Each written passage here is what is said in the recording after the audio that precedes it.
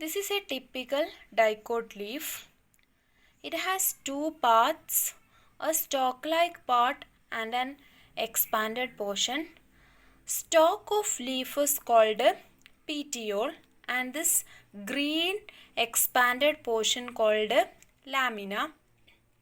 We can start with petiole. The function of the petiole is to connect lamina to stem and it exposes lamina to sunlight and also export water and nutrients from stems to leaf. This is a leaf with the petiole.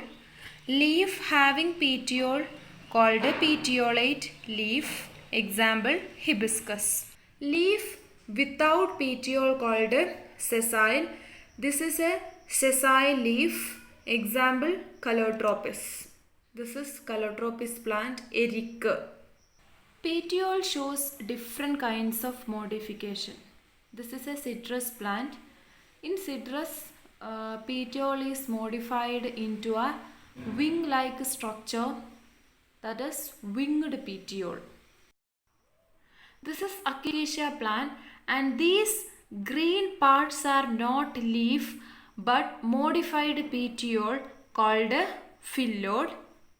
Actually, leaves are like this, bipinnately compound leaves.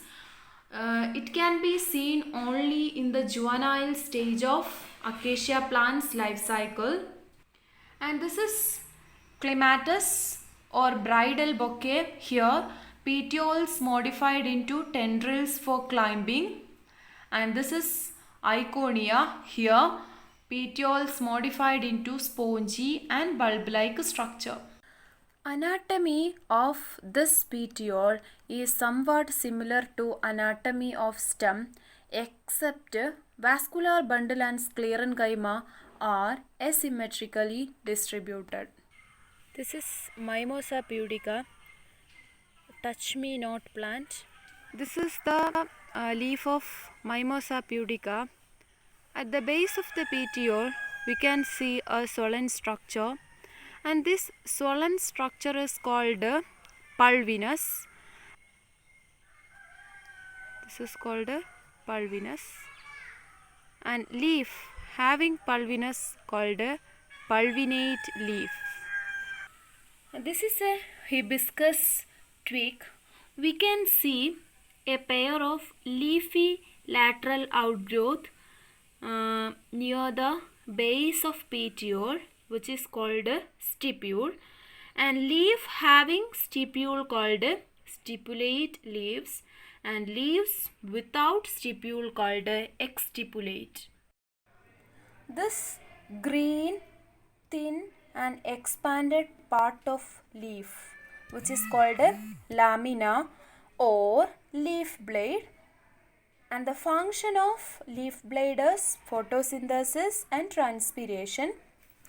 This tip of leaf is called apex. This is the apex of leaf and this edge, these two edges are called margin, and this is the midrib. Midrib is the extension of petiole. These midrib branches and rebranches to form a network which constitute the structural framework of lamina. Basic morphology of a monocote leaf is similar to a dicot leaf. It also has a lamina and a petiole, and here the petiole is sheathing.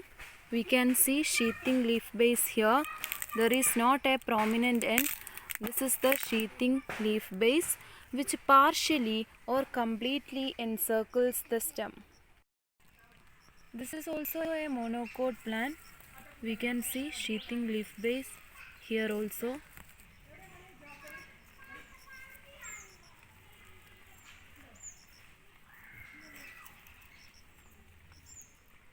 Here also we can see a sheathing leaf base.